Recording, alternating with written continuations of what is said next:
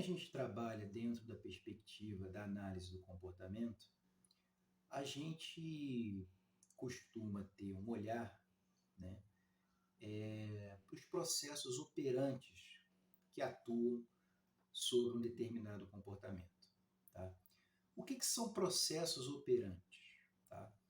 São processos em que uma determinada resposta ou um comportamento produz uma dada consequência, tá? E essa consequência ela vai atuar sobre essa resposta que a produziu. Tá? Vai atuar de que maneira? Ela vai fortalecer esse comportamento ou vai enfraquecer esse comportamento. Em outras palavras, ela vai aumentar a probabilidade de ocorrência do comportamento que produziu essa dada consequência ou ela vai diminuir a probabilidade de ocorrência do comportamento que a produziu. Tudo bem? Pode estar parecendo um pouco confuso, mas para quem tem um pouco mais de familiaridade com esses conceitos, vai saber do que eu estou falando. Tá? De modo que quando você está atuando dentro de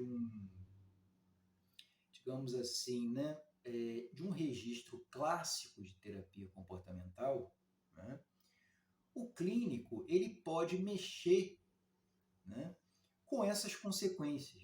Né? Ao invés dele atuar diretamente tentando modificar uma resposta ou um antecedente, ele vai tentar atuar mexendo nas consequências. Tá? Por que o termo operante? Tá? O termo operante, pessoal, diz respeito justamente a um comportamento que opera sobre o meio, tá? E produz modificações nesse meio, tá? No meio ambiente.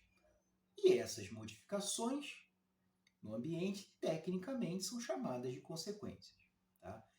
E, como eu acabei de comentar com vocês, essas consequências elas têm funções de enfraquecer ou fortalecer a resposta que é produzida. Tudo bem?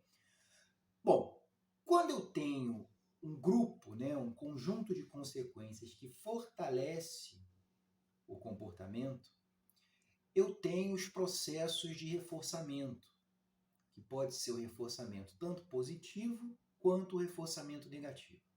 Tá?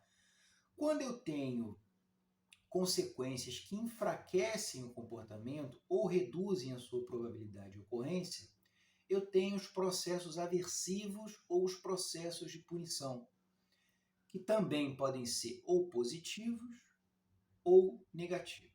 Tá? Quando eu tenho o processo de reforçamento positivo, eu estou acrescentando um estímulo reforçador ao ambiente. Tá? Vamos pegar um exemplo aqui, então, da ansiedade social. Se eu tenho um indivíduo que costuma evitar situações sociais, tá? E eu passo a dar atenção a esse indivíduo no momento em que ele evita a situação social, ou seja, digamos que eu comece a entrar em contato com ele, mandando mensagens.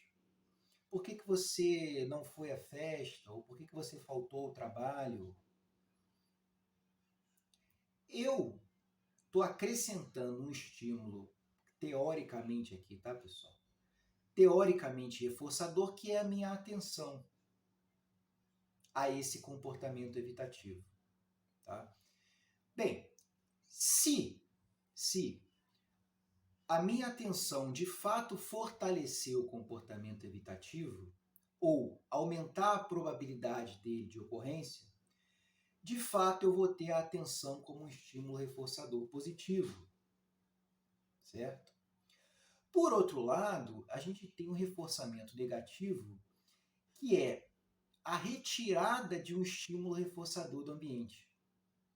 Tá? Ele é o oposto do reforçamento negativo. Né? Por exemplo, digamos que o indivíduo socialmente ansioso, ele está se sentindo muito sozinho. Ele está com uma sensação muito forte de solidão, né? E essa solidão está sendo aversiva para ele. Tá? E aí ele vai buscar um contato social. Seja com amigos, ou seja com familiares, ou enfim, seja com quem for. No momento em que ele começa a fazer contato social, ele reduz essa sensação de solidão, que estava sendo bastante incômoda, bastante desconfortável. Então, reparem que ao fazer contato social, o indivíduo reduz, ele retira uma estimulação aversiva, no caso uma estimulação aversiva interna, que é uma sensação de solidão. Tá? E se ao fazer contato social e diminuir a sensação de solidão, fortalecer o comportamento de fazer contato social, de fato eu tenho um processo operante de reforçamento negativo. Por quê? Porque a consequência fortaleceu o comportamento de fazer contato social. Tá? Bom, vou falar um pouquinho dos processos de punição. Tá? Tipicamente, pessoal, a gente não utiliza processos de punição na clínica. Tá? Por quê? Porque a gente sabe que a punição, embora ela possa ter, né, um benefício de reduzir comportamentos inadequados ou indesejáveis, ela produz alguns efeitos colaterais que são bastante prejudiciais à pessoa. Tá? Isso aí já está bem descrito, já está bem documentado na literatura. Quando a gente recorre à punição,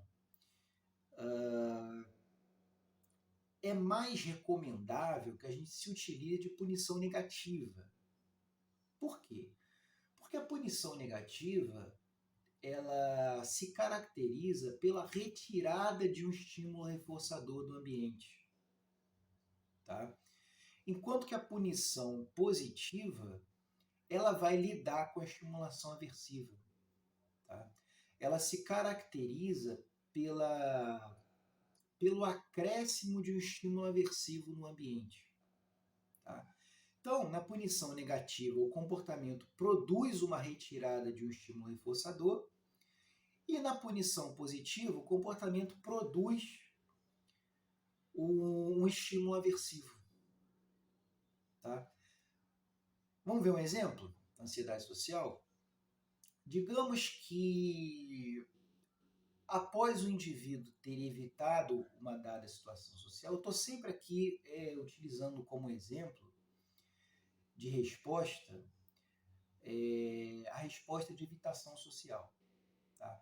Então, digamos que o indivíduo ele teve um comportamento evitativo de uma situação social, e aí, como uma forma de punição negativa, a gente pode estar utilizando ele ficar sem mexer numa rede social, por exemplo, durante 1 hora, pressupondo que mexer em rede social, uma determinada rede social, seja um estímulo agradável para ele, seja um estímulo reforçador. Então, após ele ter evitado uma situação social, ele se priva desse estímulo reforçador, que é entrar numa rede social durante 1 hora. Tá? E a gente espera como efeito o enfraquecimento dessa resposta de evitação social. Tá? E no caso da punição positiva? Né? No caso da punição positiva, né, pessoal, seria simplesmente um terapeuta ou, enfim, qualquer outra pessoa, por exemplo, fazer uma crítica ou fazer uma censura quando o indivíduo evita uma situação social. Então, você está acrescentando um estímulo aversivo para ele. que no caso aqui é a crítica ou a censura. Tá? Esse é o procedimento menos recomendável de todos esses que a gente comentou até aqui. O de punição positiva, justamente porque você vai estar tornando contingente um estímulo aversivo a um determinado comportamento que, tudo bem, você quer enfraquecer, mas que você vai produzir outros efeitos colaterais. Então, normalmente a punição positiva é um tiro que sai pela culatra. Né? Você até pode ter, geralmente você tem o efeito de supressão da resposta, né, ou enfraquecimento da resposta, mas por outro lado você tem alguns efeitos colaterais indesejáveis. Bom, até aqui a gente falou aí de 4 processos operantes, tá? Mas existe um outro processo operante, né, um quinto processo operante, que é o processo da extinção. Né? Então, olha só, quando a gente vai pensar nos processos de punição ou no processo de reforçamento negativo, é preferível a gente estar se utilizando da extinção do que esses processos de punição ou de reforçamento negativo. Por quê? Porque a extinção ela não vai produzir os efeitos colaterais que os processos de punição ou até de reforçamento negativo vão produzir. Tá? O que é a extinção? A extinção é a quebra da relação comportamento-consequência. Ou seja, é quando um determinado comportamento para de produzir uma consequência que antes ele estava produzindo. É a suspensão dessa consequência do comportamento. Tá? Então, olha só. Digamos que naquele exemplo que eu dei do reforçamento positivo, quando o indivíduo ele evita uma situação social, eu dava atenção para ele, eu fornecia reforçamento positivo. Se o indivíduo começa a fazer a evitação social e eu ignoro o comportamento, ou seja, eu não passo a não dar mais atenção a esse comportamento, eu estou trabalhando com a extinção. Ou seja, eu estou deixando de fornecer o reforçamento positivo que antes era produzido pela resposta de evitação social. Tá? E aí a tendência, num primeiro momento, é que o comportamento do indivíduo ele aumente de forma abrupta de frequência e depois, com o tempo, se eu continuo com a consequência de extinção, é que ele vai enfraquecendo até desaparecer do repertório do indivíduo. Tá? Então, quando a gente fala, né, de processos operantes, eu tenho 5 processos.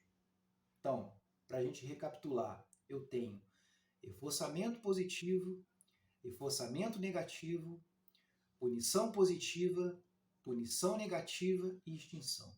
Esses são os 5 processos operantes que, se você for terapeuta comportamental, né, e mais especificamente analista do comportamento, você vai sempre ter um olhar para esses processos operantes e você pode se utilizar, né, desses processos para fazer intervenções operantes. Ou seja, intervenções que vão se dar sobre as consequências da resposta e não sobre a resposta em si ou sobre os antecedentes da resposta. Tá? Isso aí, né, pessoal, claro, vocês podem usar aí, vocês que são terapeutas, né, são psicólogos comportamentais, vocês podem estar utilizando aí a criatividade para estar elaborando aí intervenções operantes e estar manejando aí as consequências do comportamento socialmente ansioso. Tá? Eu só quis trazer mais uma reflexão aqui e alguns exemplos de algumas intervenções operantes para a ansiedade social.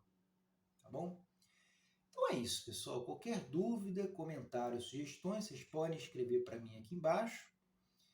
Se vocês acharam esse vídeo útil, se vocês gostaram do vídeo, não esqueçam de deixar o like aqui. E claro, se vocês não forem inscritos no canal, se inscreva aqui no nosso canal. Tá bom? Um abraço e até o próximo vídeo.